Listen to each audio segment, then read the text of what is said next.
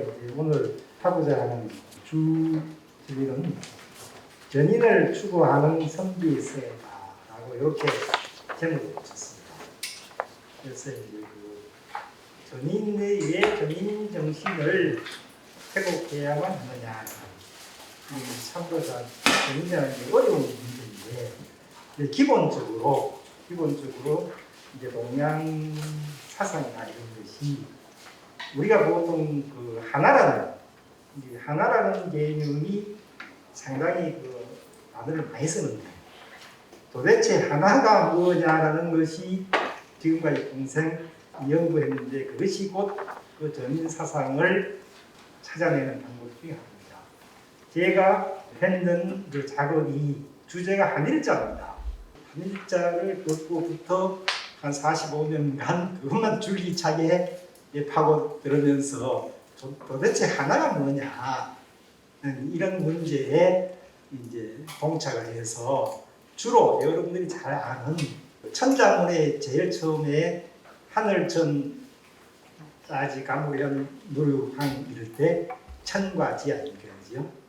하늘과 창의 음양인데 그때의 천은 하나가 아니고 지의 상대 개념으로 천이고 그러니까 천지가 분화되기 이전의 또 다른 뭔가가 있지 않겠어요. 현대만의 물리학에서 말하면 빅뱅 이전에 뭔가가 있다는 거죠. 그것이 우리가 말하는 언어로 표현할 수 없으니까 하나라고 그냥 태극이라고도 하고 그걸 무극이라고도 하고 하는 것이 그 음양 이전에 그러니까 상대 개념 이전에 하나를 얘기하는 것이요.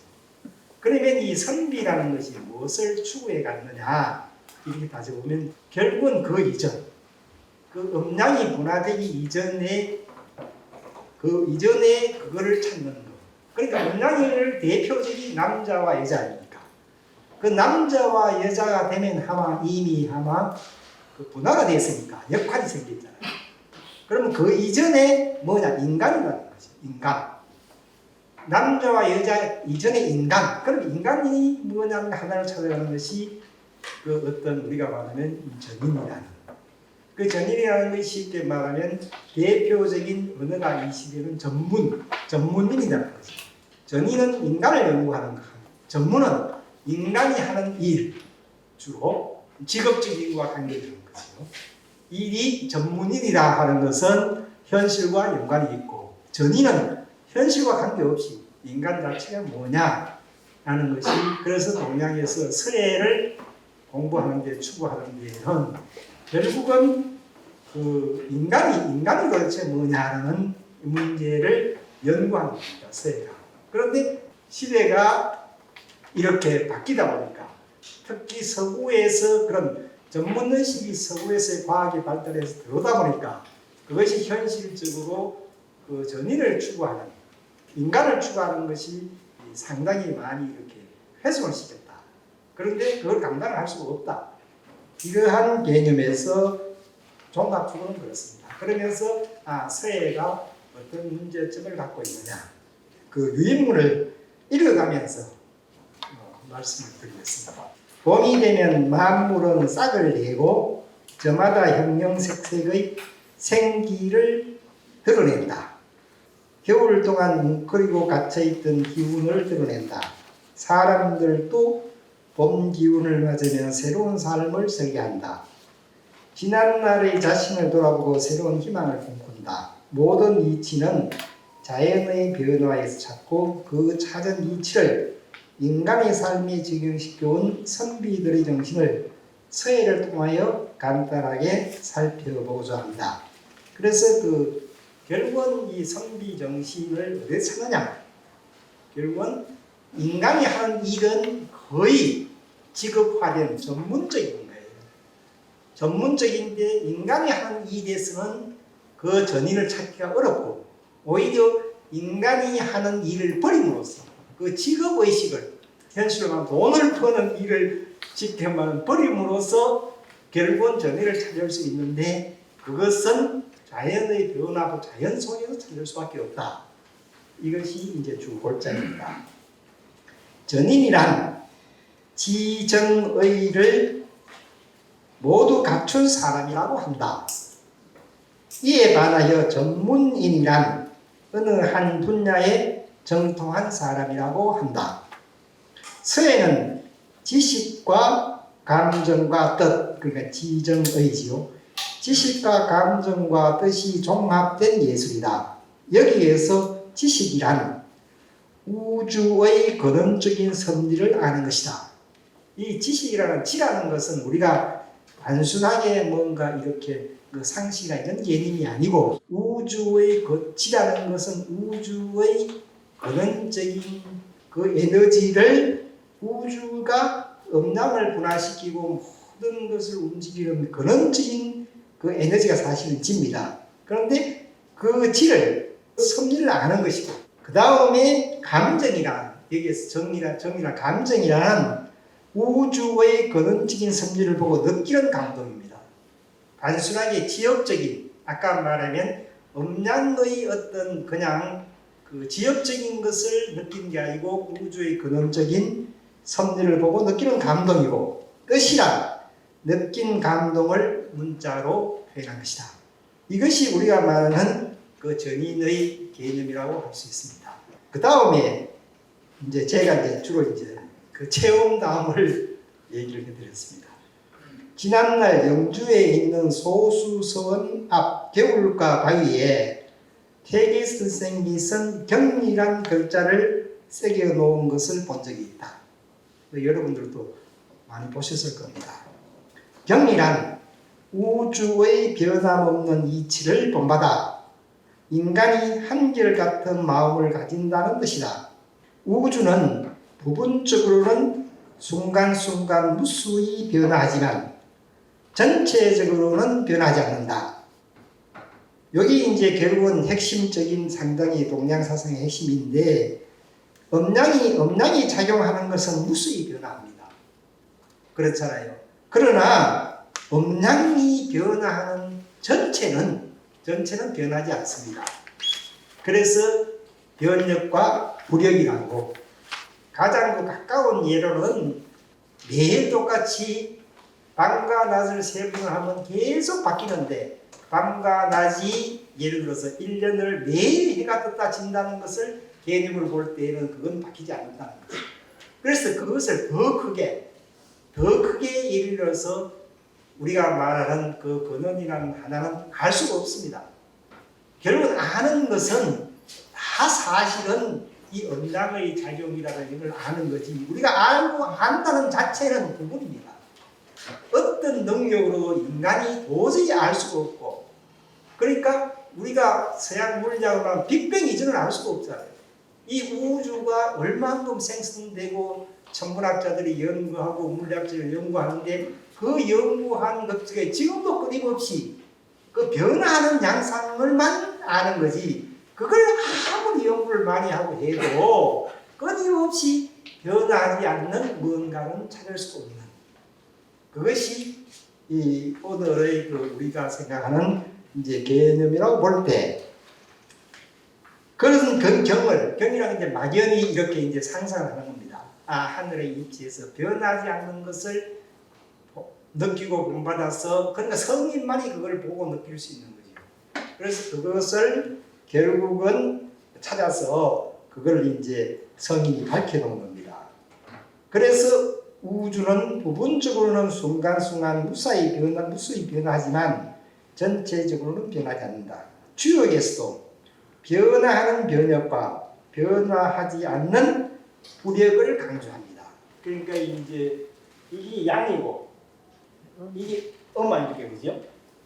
이 양계를 말하면 이제 양이고 음입니다. 그런데 이 이전에는 뭔가를 알 수가 없어요. 알 수가 없으니까 이 알 수 없는 우주라고 할 수도 없고 그러니까 남자와 여자다. 그러면 이걸 제도 현실화하기 위해서 이 자리에다가 사실은 학문적이나 이것이 태극이라고 해서 이건 절대 존재입니다. 아까 말한 알 수가 없어요. 이거는 인간의 이성이라는 무엇으로도 알 수 없는 우주의 근원이에요. 우리가 인식할 수 있는 우주는 다 이게 음과 양을 하는 거지 이건 나올 수가 없어요. 그래서 이걸 무극이라도 하고 태극이라고도 하고 이렇게 하는 겁니다. 그러면 이게 이제 이렇게 이제 분화가 되어서 이렇게 음양이 되고, 그 다음에 또 이제 주의 대에서는 요놈이 다시 또 이제 음양이 이렇게 되고, 그죠? 그렇게 해서 이제 요것도 다시 또 하나가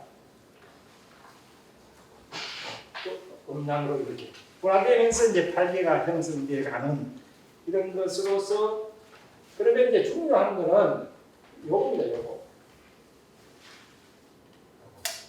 그래서 이제 우리가 흔히 얘기를 할 때 전문과 전인의 구분을, 요거는 전문입니다,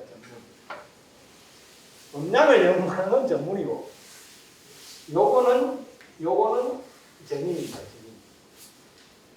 전인. 지금은 사실은 거의 전문인이 전문가지. 그래서 이게 언제부터 단절되고서 쉽게 말 이런 것이 무너지는가 하면, 선비들이 결국은 서양이 들어오기 이전에 선비들이 추구했던 것은 전인입니다.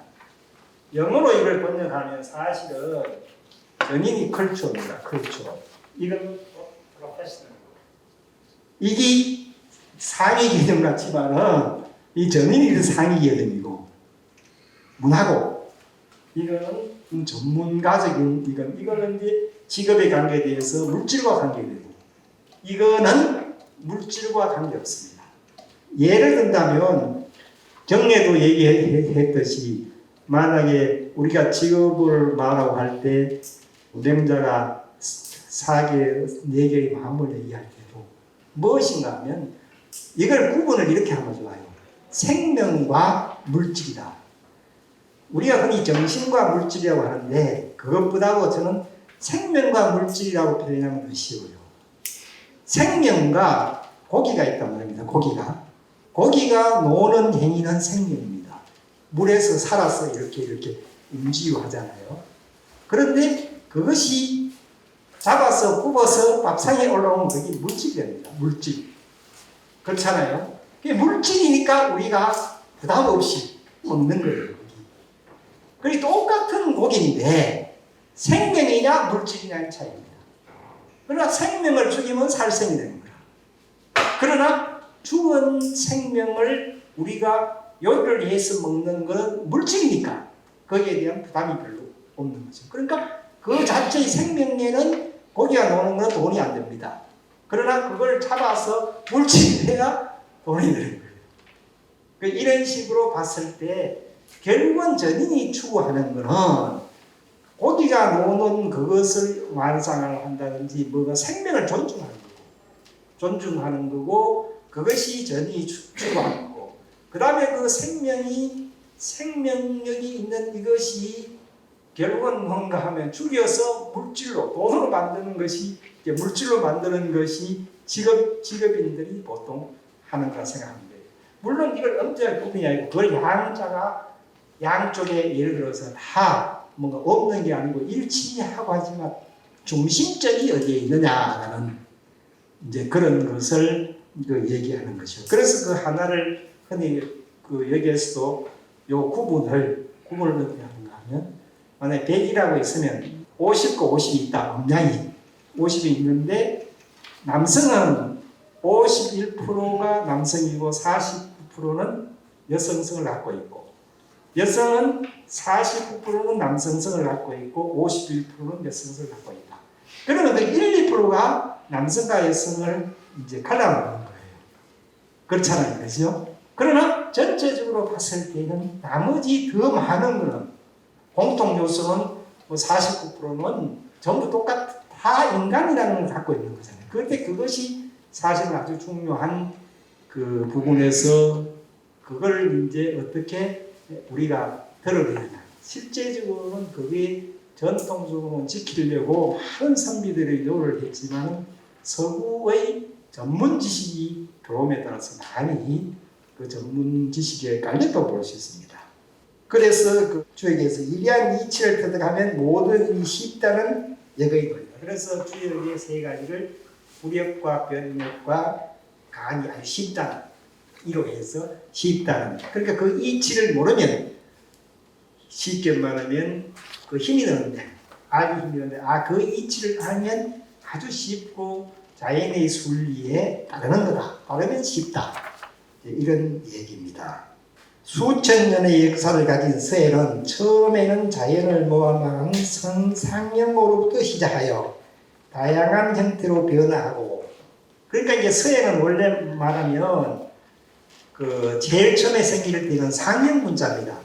상형 문자니까 그림이잖아요. 서해가 그 상형 그림이니까 상형 자연의 어떤 뭔가 형상을 보고 그것을 본다서 기억으로 만들었단 말입니다.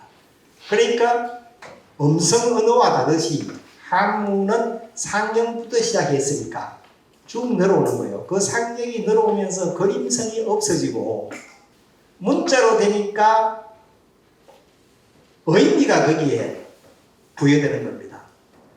그림은 자연을 대상으로 바로 그림을 봐서 의미가 전달되는데 글씨는 글씨를 읽는다든가 의미가 그 부여된 의미를 알아야만 그 의미를 알 수 있잖아요.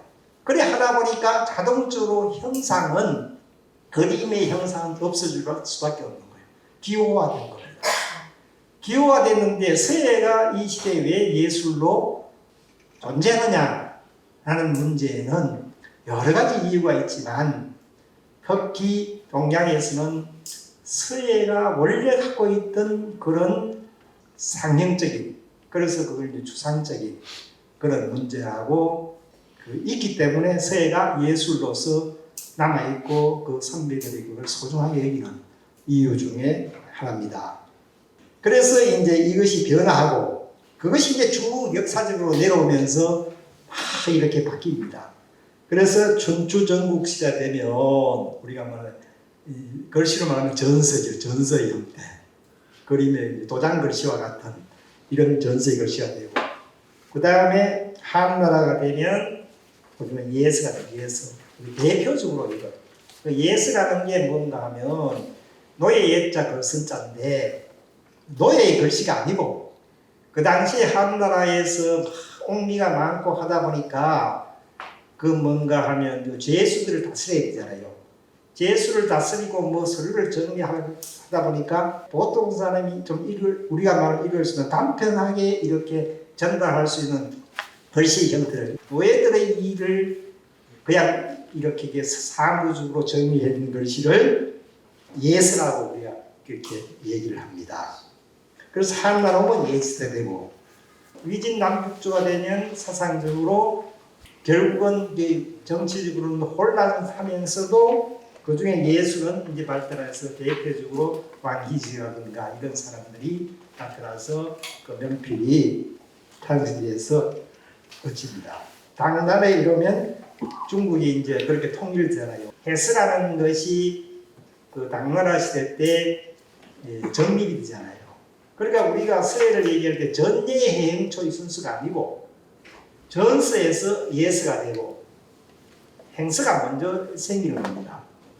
전서 시대도 초서도 있었고 예서 시대도 초서가 있고 그 다음에 그 당나라 이전에 육조 시대 때의 해서라고 하는데 그때도 초서가 있습니다.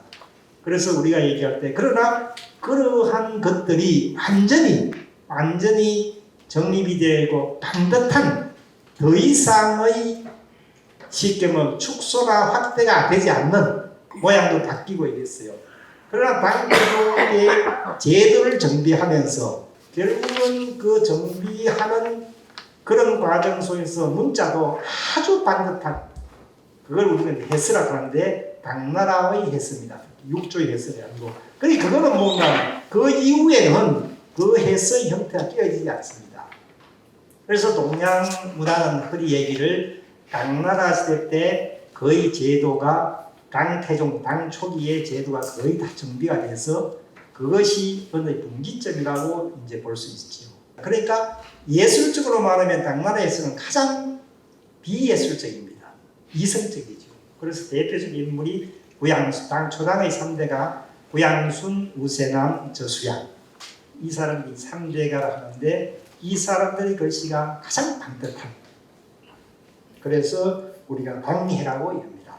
거기에서 일단락되고 글자형 정리되고 특히 이걸 하는 거는 모든 거는 결국은 어떤 쉽게 말하면 인간이 하니까 권력자인 임금이 절대 권력으로 뭔가를 해야 이루어지잖아요. 그 당시에는 왕권이니까. 그 당태종이 특히 서예를 좋아하는 명필이었어요. 왕이지에 특히 난정서를 너무 좋아합니다. 그래서 거기에 대한 이제 이 설화들이라든가 거기에 대한 얘기들이 많습니다. 결국은 그걸 어떻게 입수를 해서 너무나 좋아해서 마지막 무덤까지 가져갔다는 일화는 유명합니다. 그리고 당태종 때 그걸 전부 이렇게 임서를 시키고 그 당시에 우리가 말하는 임서가 아니고 그 왕권으로 그 임서를 시키니까 거기 그 임서를 하는 사람은 절대 절명의 어떤 잘못하면 폐가 망신할 정도예요. 이런 그런 상황이니까 그래서 그 유명합니다.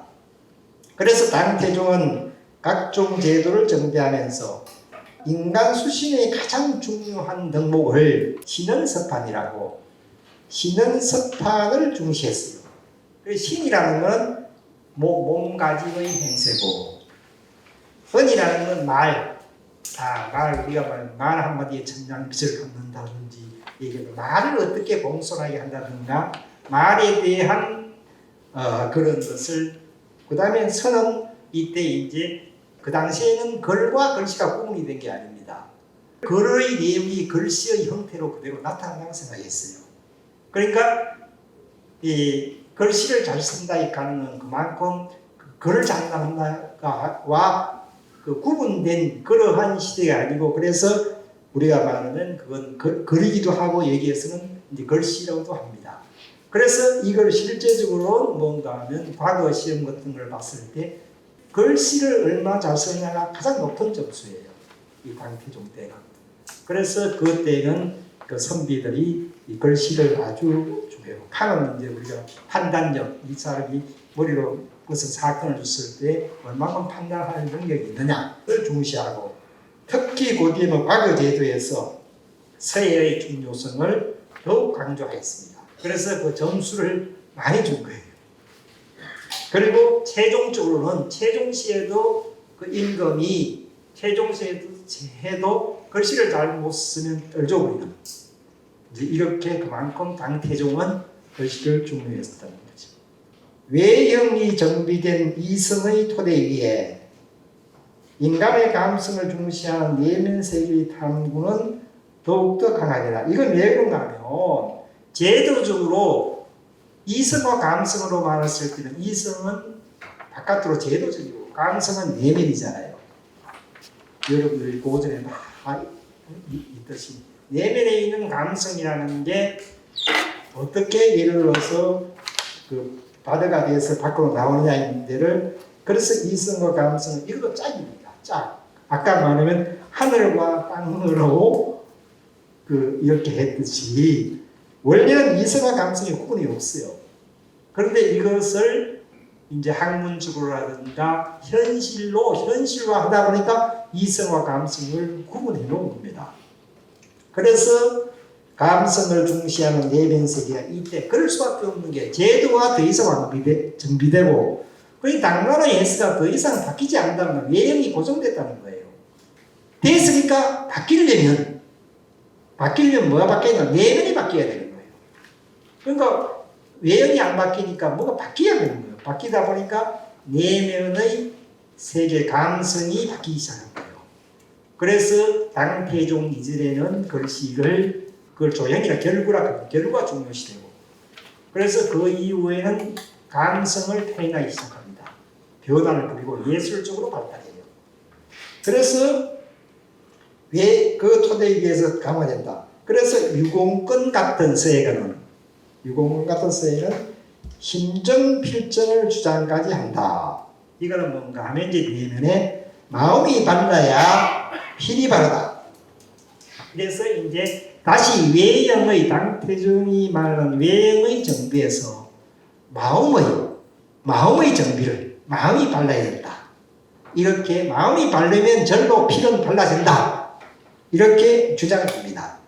그래서 그 이후에 마음이 바르면 필이 바르다는 마음의 중요성을 강조한 것이다. 붓을 다루는 기술적인 문제에 앞서서, 그러니까 우리가 글씨 쓴다 하면 필법이라는 게 있습니다.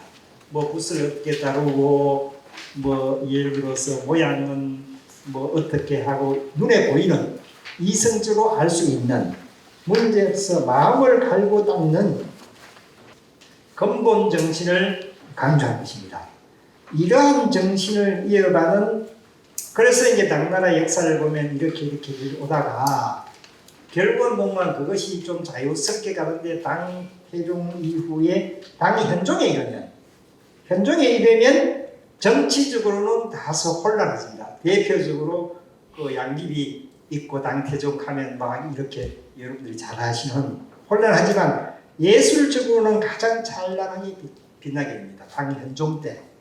그래서 전쟁으로는 안족산의 날이라든가 이렇게 하면서 정치적으로 혼란이 있지만, 그러나 예술적으로는 시인으로는 이백과 두보가 나타나고, 그 다음에 서예가로 안진경이 나타납니다. 서예사에서 왕이지와 안진경을 중요시하는 것은 실제적으로 당태종 이전에는 왕이지의 서예를 숭상해서 그것을 당태종이 규범화했다면, 그 규범화한 당나라 때의 글씨를 당현종 때 안정기에 오면 그걸 이제 새로운 내면 세계로 표현하는 쪽으로 나아갑니다.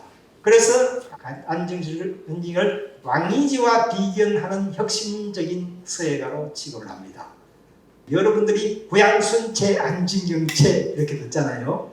구양순체는 이성적인 글씨고, 그 다음에 안진경의 글씨는 좀 이렇게 중후하면서도 하여튼 어떤 형태보다는 근데 두리하고 뭐 이렇지만은 그 어떤 그 세계를, 그 작가의 세계를 중시하는, 그리고 그 시대적으로 그 시대에 그럴 수밖에 없는 자유 환경이 그래요. 그 유불성이 융합이 되고 이렇게 바뀌면서, 그리고 안진경의 글씨도 사실 당시에는 그렇게 각광을 받은 게 아닙니다.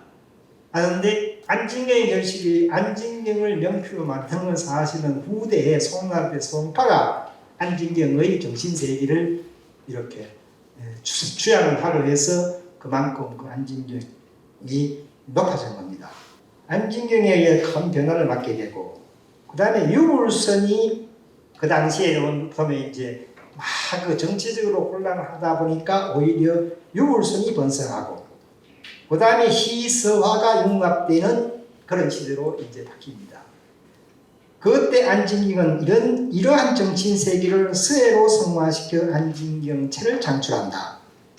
안진경은 저수량 때부터 내려온 추액사인인이라는 것이 서예사에서 쉽게 말하면 대표적인 그 언어입니다. 추액사인인이. 이거는 방법, 추액사라는 건 뭔가 송곳으로서 모래에 꽂아서 이렇게 끊는 이 추액사입니다. 송곳, 추, 모래사입니까?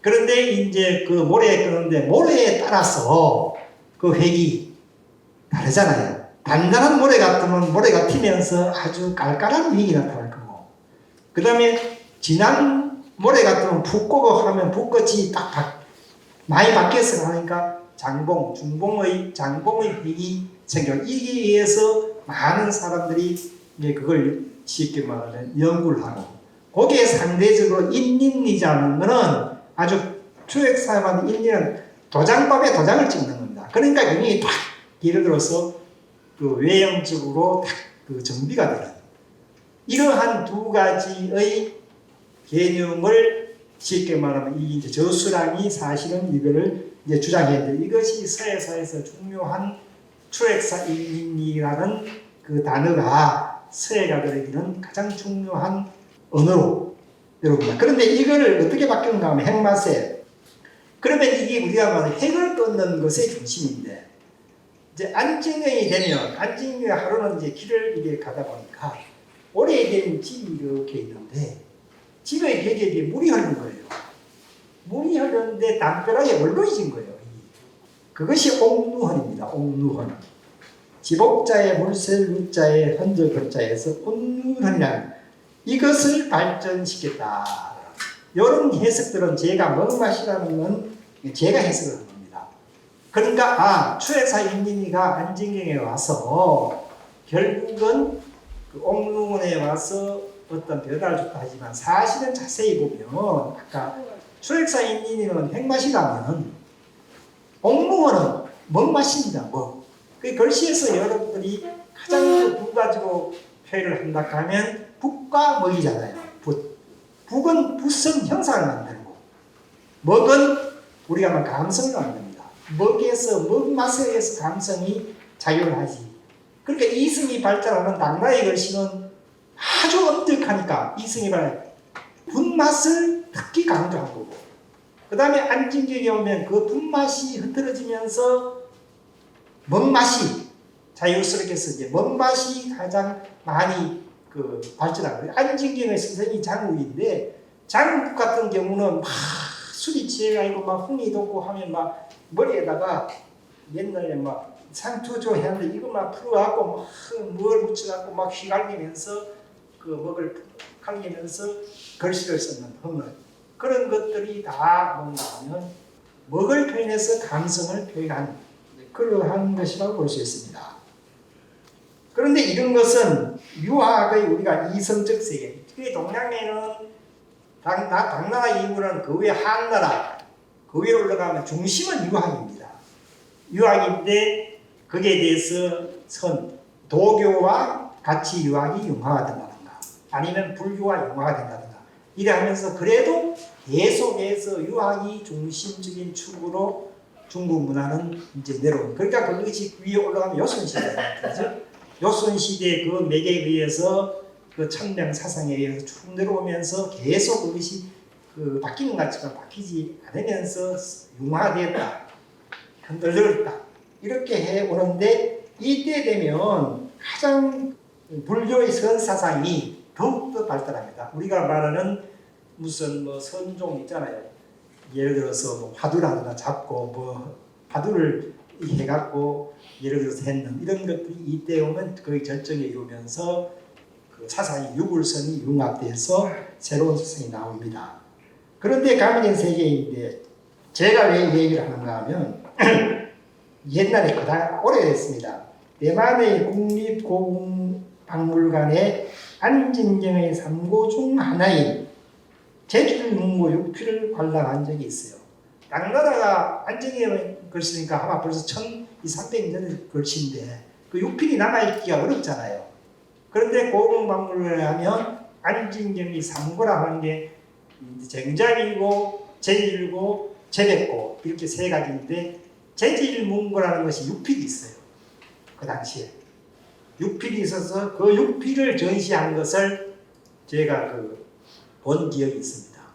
그런데 그 육필의 글씨가 보면 지금 뭔가 개인적인 거지만은 먹의 투명한 먹의 흐름이 영롱하고 마치 구슬이 종이 위를 흘러가는 듯한 인상을 그때 받았어요. 그런데 지금까지도 그것이 아주 뇌리에 깊이 제가 박혀 있습니다.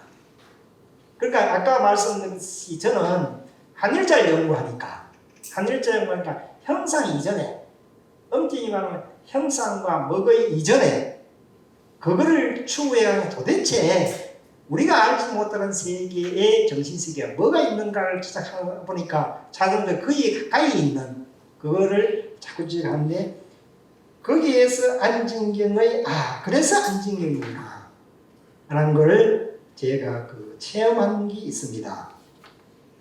맑고 투명한 늑빛에 응축된 안진경의 정신세계가 지금도 기억에 또렷하게 남아있다. 그런데 그런 것들이 이제 당나라 막이 되고 흩어지고 하다가 이제 송나라에 이릅니다. 송나라에 이르면 이제 우리 당송 팔대간이 해서 송나라에는 이제 주자가 나타나면서 이제 다시 이제 한나라 때의 유가와 다른 새로운 신유학이 이제 생기면서 주자에 의해 성리학이 집대성되고 예술에서는 시서와 일치사상이 고도에 이릅니다. 송나라에서 되면 그 시서화가 융합되는 그런 것이 조제입니다. 우리가 말하는 문인 4대부의 선비화는 사실화가 아니라 사실을 그대로 이성적으로 그리는 것이 아니라 시서가 겸비된 사이화라 합니다. 그걸 사이 뜻을 그렸다는 것이. 하는데 이런 것들이 특히 송나라 때 가장 많이 유행을 합니다. 사이화의 대표적 인물인 소동파는 중국 예술사에서 소동파가 아주 중요한 역할을 합니다. 안징률 아까 말씀했듯이 소동파는 그렇게 어떤 격식이라든가 외형을 깨버립니다. 깨어버리는데 하루는 붉은 소나무를 그렸습니다. 그걸 주묵이라고 합니다. 주묵으로 대나무를 쫙 쓰니까 옆에 관람하는 사람이 옆에서 관람자가 붉은 대나무가 있느냐고 물으니 소동파와 검은 대나무가 있느냐고 반문했다 합니다. 먹으러 했는데 거기 시켜 푸른 대나무가 되어야 되는데 왜 그러면 붉은 먹으로 못 칠 것이 뭐 있느냐. 뜻을 외부의 붉은이 검은이 거기에 매지 않고 나의 뜻을 사이를 나의 뜻을 그랬다는 거예요. 그래서 그 송나라 시대 때는 그런 사이화가 발전합니다. 그것을 우리는 보통 문인 4대부화라고 하는 것이 대다수 거기에 뿌리를 두고 있습니다. 그래서 우리나라가 소동파의 학문도 중요하지만 소동파의 예술작품을 중요시합니다. 송나라가 망하고 원나라가 세워지자 지조 높은 선비들은 산속으로 들어가 자연과 붙하는 시서화를 즐겼는 풍토가 생긴 거죠. 그 중에 대표적으로 예를 들면 한 사람을 들면 전소남은 뿌리 뽑혀진 난초를 그렸어요. 이걸 노건난이라고 하는데 땅에 뿌리가 있어야 난초가 자라는데 난초에서 땅에서 파다가 뿌리를 드러냈으니까 이건 뭔가 하면 나라가 망했으니까 원나라 땅에 내 난초를 심지 않겠다 라는 의지로 그렇게 이제 지조를 드러내는 그런 그 그림도 그리고 그래서 원나라에 굴복하지 않는 항의 도시이다. 간결하면서도 평담한 먹맛의 문화가 원나라 때 오히려 절정에 이릅니다. 심학이 발달한 명나라에 이르면 화법은 화려합니다. 하지만 기세가 점점 약화되어 간다 볼 수 있습니다. 특히 서예의 경우에는 형상을 중요시하는 것이 본분이 아니고 얼마만큼 그 작품에 기세가 있느냐는 기세를 중요하시는 그 과목이 서예입니다.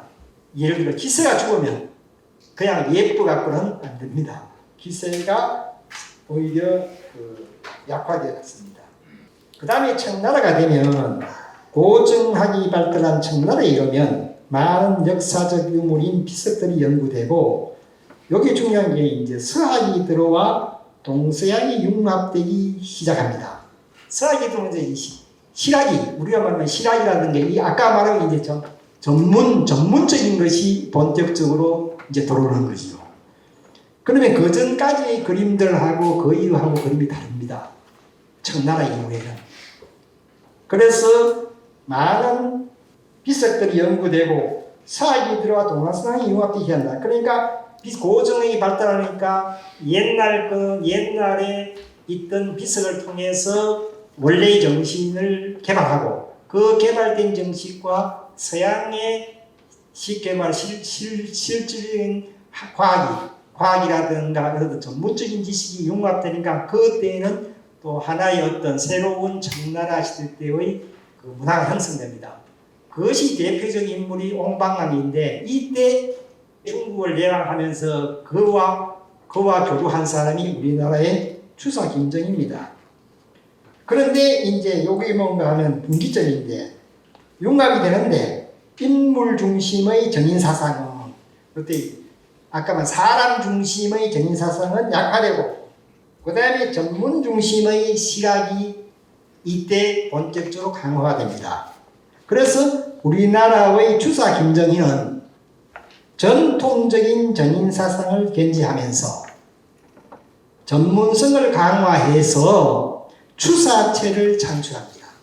그러니까 추사의 글씨가 우리나라 그 역사적으로 무엇이 중요하느냐? 결국은 뭔가 하면 전인 사상과 전문 사상이 융합된 겁니다. 거기 한 군데 응축돼서 그 점이 추사를 높이 평가하는 것은 그러니까 그 시대적으로 그 앞이냐 뒤에 따라서 그러니까 추사 이후에는 전인 사상이 자꾸 감소되고 뭔가 하면 기능적인 것만 서구가 자꾸 많이 들어오니까 서구에 들어오면서 뭔가 하면 우리의 전인 사상은 점점 약화되고 서구의 전문 지식을 받아들여서 뭔가 경제적인 문제를 해결하는 쪽으로 전문인이 자꾸 다가가게 될 수밖에 없는, 그래서 이제 그런 지금도 서양에 가서 학문적으로 교수라든가 이런 사람들도 전인을 배운 게 아니고 전문을 배우는 겁니다. 그래서 서양의 의학자들은 서양의 진짜 전인 사상은 오히려 그들한테 우리가 갖고 있는 이 사상은 그다 다 내줘버리고 더 중요한 그 뭔가 하면 돈 버는 기술만 배워와서 여기에 오히려 어지럽게 나왔다, 이렇게 이제 주장하는 사람들도 있습니다. 그 다음에 추사체를 창조하는데 구한말을 거치면서 전통적 전인사상은 점점 세력을 잃어갑니다. 계속해서. 그래서 전문성으로 나아갑니다. 그러니까 이 전문성으로 나아간다는 것이 말초적인 기능으로 나아간다는 겁니다. 시서와 종합의 정신세계는 분화되어 시는 시대로 가는 거예요. 그 다음에 서는 서대로, 글씨는 글씨대로 갈라집니다. 왜냐하면 전문이 되려고 하면 전부 뭔가 분화가 돼야 되거든요. 예를 들어 뭐 전공 이렇게 분화가 되지 않으면 예를 들어서 그 전문화가 될 수 없잖아요. 그런데 서양은 분화가 되는데 그 전체를 보습하는 전인의식이 기회되도록 역사적으로 갖고 있는 거예요. 갖고 있는데 우리는 오히려 그런 전인 사상이 있는데도 방부에 의해서 거의 이제 무너지면서 서양의 어떤 의미에서 그런 기술적인 것만 자꾸 쫓아가는, 그래서 시대로 대해서 서는 서대로, 시는 시대로, 화는 하대로 이렇게 딴기를 하게 됩니다. 거의 한데 뭉쳐져서 어우러져야만 그야말로 인간 모습을 드러내는, 수양의 모습을 드러내는 것이 될 것인데, 제가 말하는 일장 입장이 나쁘다는 얘기가 아니에요. 그렇게 시대의 흐름에 의해서 그렇게 왔다는 겁니다. 그래서 화는 화대로 나아가 시서와 종합의 기운은 사라져갑니다. 시와 화와는 달리 서의 경우에는 서양에는 서예가 없습니다. 서양에는 시라든 화는 있는데 서예가 없어요. 우리가 생각하는 서예가 없습니다. 예쁘게만 쓰는 그러한 글씨지, 서예지, 우리가 말하면 동양에서 말하는 그 서예와 정신세계를 표현하는 예술로서의 서예가 없습니다. 없으니까 자동적으로 서양에는 없기 때문에 서양의 도움을 받는 현대적 전문성을 확보하기가 불가능합니다. 그러니까 우리는 우리의 시는 시대로 하는데 서양의 시와 이렇게 교감을 해가면서 뭔가 하면 현대시로 갈 수가 있는 거예요. 그 다음에 화도 서양의 화니까 같은 방법에 의해서 쉽게 말하면 근원적인 문제는 화라는 게 있으니까 이렇게 해서 현대화 될 수가 있는 거예요. 지금 말하는 건 현대화라는 어떤 의미에서 다소 서구합니다. 그러면서 동양을 지킨, 그러니까 우리가 시도 예를 들어서 김소월이나 이상 같은 사람을 높이 평가한 이유는 서양의 방법을 받아들이는데 우리 정신을, 우리의 전인적인 사상을 갖고 있기 때문에 특히 시 세계에서는 그 두 사람을 높이 평가하는 겁니다. 그런데 불가능하다. 서예는 자체적으로 전문성을 확보하는 길밖에 없습니다. 자체적으로 것이 뭔가 하면 현대화하는 수밖에 없어요. 서예는. 그래서 해방이 되고 전문 서예가 생기기 시작합니다.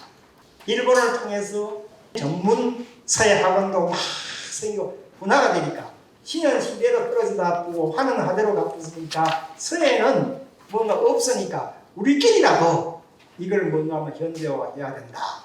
이렇게 해서 제가 말하면 이제 우리 원래의 서예가 아니고 전인 서예가가 아니고 전문 서예가가 나타났어요.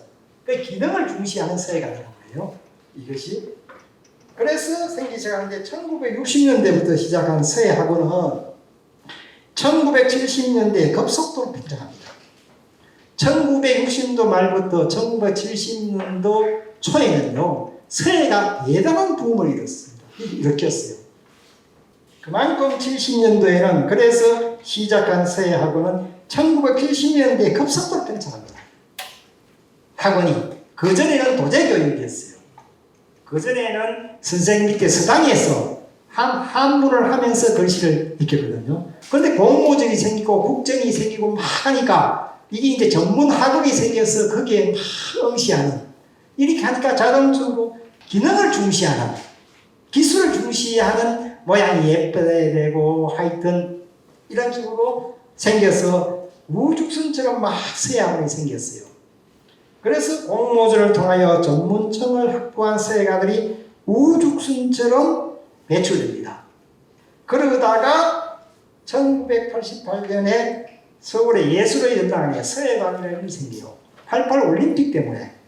그래서 그것이 예술연당 서예관은 88 올림픽을 기억하는 그 전시회를 서예의 국제화를 도모합니다. 그러면 예술연당 서예관에서 많은 그 기획전을 했는데, 그랬는데 1900세에 또 보면 90년대에는 원광대학교를 필두로 여러 대학에서 서예과가 개설되어 더욱더 많은 전문 서예가가 배출되었습니다. 그리고 우리가 말하는 이제 학사 서예가인 것이죠. 그래서 제가 이름을 이제 전문 서예가로 붙였는데, 그러나 붓을 다루는 기술적 전문성으로만 나아가 서예의 근본 정신인 전인 사상은 점점점 사라지고 있습니다.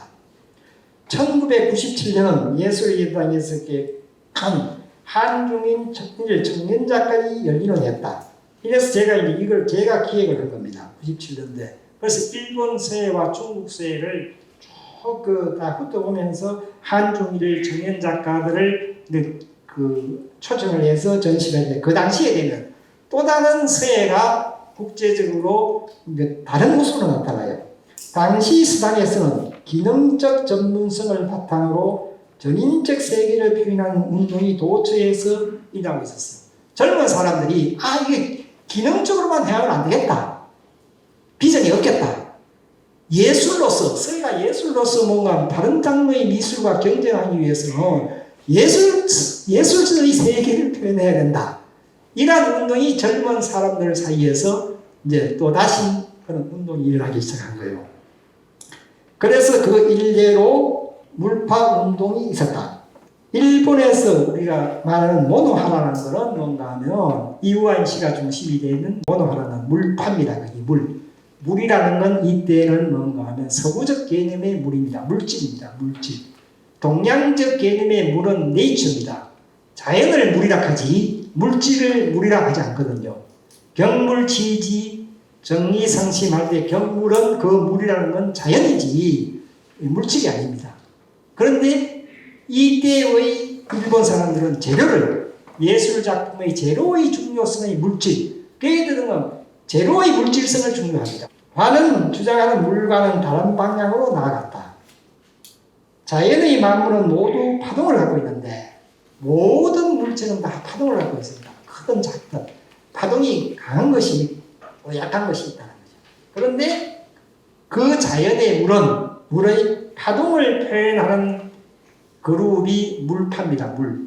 만물 물자에 이 물은 파동 타자를 붙여서 물파라는 이러한 그룹들도 생겼습니다. 서예가는 기능인으로 전락하고 사회적 지위를 점점 잃어가고 있는 현 시점에서 어떻게 전통적으로 새로운 서예의 전인적 예술 세계를 표현할 수 있을까? 지금은 동양과 서양의 경계가 무너지고 전통과 현대의 경계가 사라지는 혼돈이면서도 새로운 시대에 나가고 있다. 형상과 색채의 입장에서 볼 때 서예는 가장 구체적인 조형의 걱정에 있습니다. 왜냐하면 그림은 나무를 그리는데 가지를 하나 더 그려도 됩니다. 그러나 글씨는 나무 목자의 내획을 바꾸면 글씨가 안 되잖아요. 그러면 그 구상이라는 것이요. 그거를 문자로 보지 않고 미술로 보면 서예보다도 더 구상적인 그림은 없다는 거예요. 그런데 그 구상적인 것에 매여 있으니까 예술성이 거기 변화를 나타내는 그것이 그 글씨에 나타날 수 없어서 그쪽으로 자꾸 고차가 되는 거예요. 고차가 되다 보니까 자동적으로 글씨가 딱딱하고 막 이렇게 답답하게 되는 거죠. 극점에 있고 그 다음에 상대적으로 그걸 풀어주는 것이 그 답답함을 풀어주는 것이 뭔가 하면 색채입니다. 먹입니다. 먹. 그 다음에 가장 종합적인 색채의 또 극점이 있습니다. 먹은 모든 색을 다 쓰고 먹이 되는 거예요. 그러니까 색으로 말할 때에는 색으로서의 극점에 있는 거예요. 먹은. 글씨는 그림으로서의 조형으로서의 극점에 있다는 거죠. 그러니까 둘 다 인자도 색으로 볼 때도 가장 취약하고 극점에 있으니까 조형으로 볼 때도 가장 극점에 창조성이 변화가 없으니까 또 극점에서 가장 취약한 거예요. 그런데 우리가 뭔가 하면 상전벽해가 되듯이 있잖아요. 그런데 취약한 것도 뭔가 하면 장점으로도 또는 또 시대가 있어 그걸 하게 되고 일단은 뿌리가 있다는 거잖아요. 지금은 모든 기기 극점에까지 나아가서 뭔가 하면 뭔가를 캐내잖아요. 현대적으로는 글씨의 조형에서 극점을 넘어서는 거죠. 넥스트 세계가 있는 거예요. 그 다음에 색으로도 그걸 넘어서는 색을 넘어서는 서양은 빨강, 노랑, 파랑밖에 없었습니다.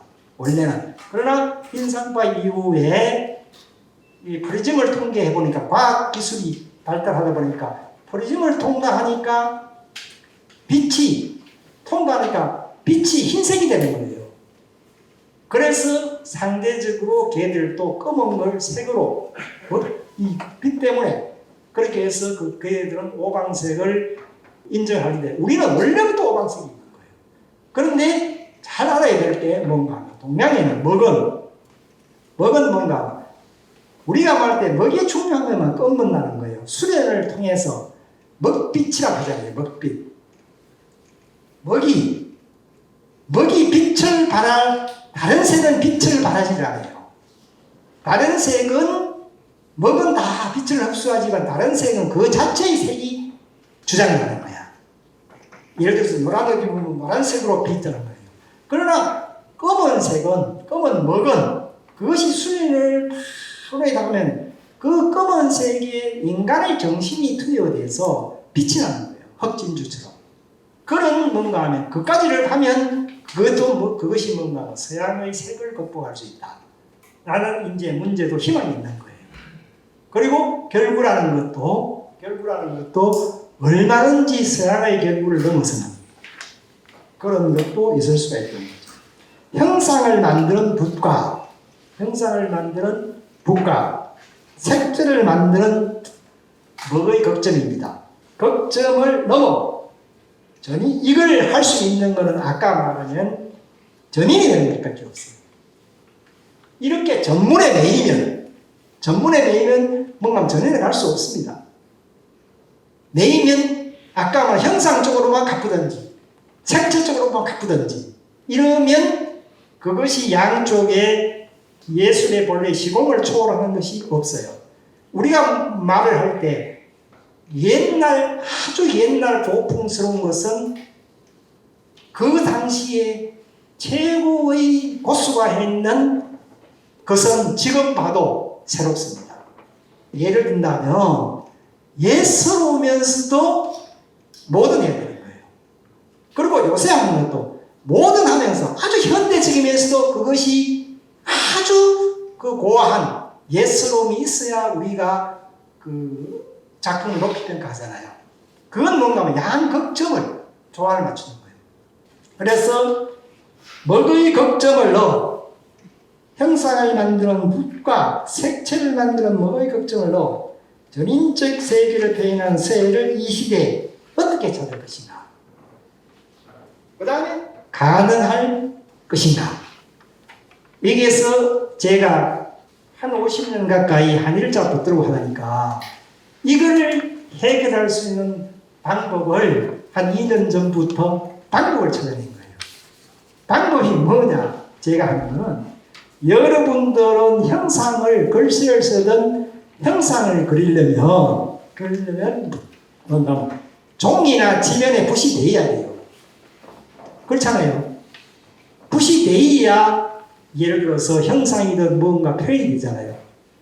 저는 누구나 봐도 형상을 알아볼 정도 아주 정확하지만 이건 산이다 사람이다 뭐다 형상을 알아볼 정도의 그런 글씨도 이건 뭐 천자로 쓰면 천자구나 누구나 읽을 수 있는 것을 공중에서 획을 그어서 만들어냅니다. 공중에서. 그러면 실질적으로 여러분들이 생각할 때 그게 불가능한 것 같지만 한 50년 동안 한 일자만 계속 걷다 보니까 그 에너지가 축적이 된 거예요. 에너지가 축적이 되니까 붓이 지면에서 멀리 떨어져 있으면서도 그 핵을 거기에다 내가 핵을 그으면 그 핵이 거기에 나타납니다. 그래서 저는 희망을 가집니다. 희망을 가지는 게 이제는 서예가 제가 항상 보면 개척적이더라고요. 거기 왜냐하면 학교 다닐 때 경북대학교 사대과를 다니다가 동아리 그걸 내가 만들었거든요. 경묵회라는 동아리를 만들다가 그거 빠지다 보니까 학교는 뒷점이고 그 다음에 예술의 연단에 가서 한국 사회를 어떻게 기획해서 발전시킬까 한국 개척을 하는 거예요. 그러면 기획을 그어서 11년 동안 제가 근무했거든요. 근무하면서 제가 하고 싶은 기획을 하면서 어떻게 하면 할 것인가라는 또 그것도 하나의 제가 길이고 그리고 내가 이제는 여기 있을 게 아니라 나가서 진정 내가 작가가 되어야겠다. 거기에서 예술의 연단 11년 하면서 많은 걸 보게 된 거죠. 보다 보니까 서예가 이렇게 가능성이 있구나 해서 제가 이제 그것도 사표를 내고 대구에 와서 일체 작품 연구만 하면서 20몇 년이 됐거든요. 그런데 이제 그와 같이 새로운 방법 아까 말하는 전통적인 방법이 아니고 새로운 방법의 그 부분을 극복하는 방법 속에서 서예도 새로운 비전이 있구나. 그래서 기운의 흐름은 이제 동양 쪽으로도 많이 오고 있고 외국 사람들은 지금은 있지만은 그 먹에 대한 인식이 상당히 많이 접근을 하고 있습니다. 이걸 마치겠습니다.